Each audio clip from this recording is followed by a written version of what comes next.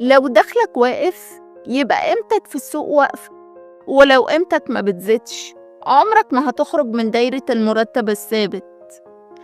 أهلا وسهلا بيكو، معاكو نهلة فؤاد، وانت بتتفرج على برنامج خلاصة في 5.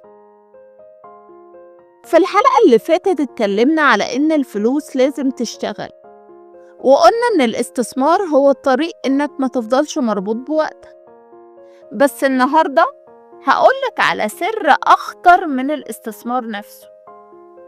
قبل ما تخلي فلوسك تشتغل لازم تزود قدرتك إنك تجيب فلوس أصلا.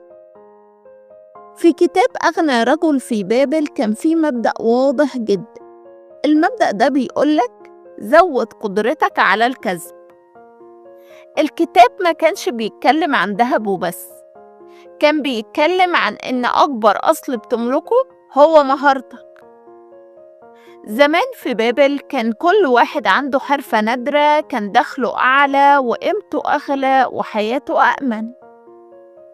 القاعدة على فكرة ما اتغيرتش، بس الأدوات هي اللي اتغيرت.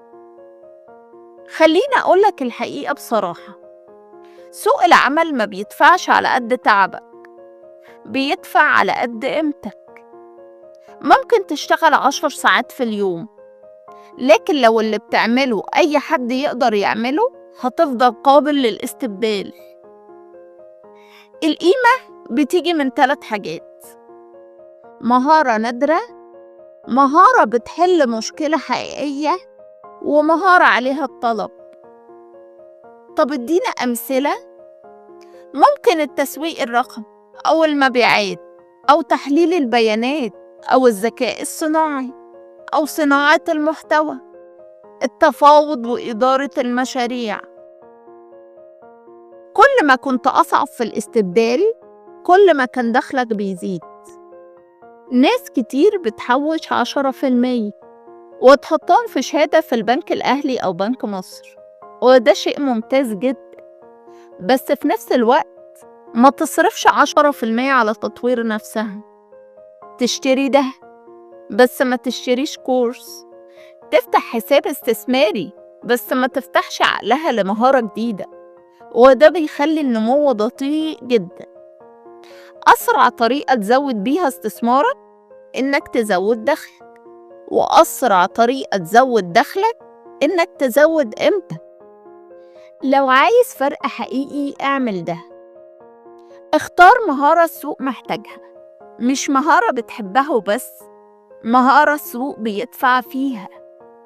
اتعلم كل يوم ساعة، مش 5 ساعات في اليوم وتقطع شهر، ساعة يوميا انضباط. طبق بسرعة واعرض خدمتك، اشتغل فريلانسر أو اعمل مشروع صغير حتى لو بأجر بسيط في البداية. بعد 3 شهور ارفع سعره، لأنك مش نفس الشخص اللي بدأ.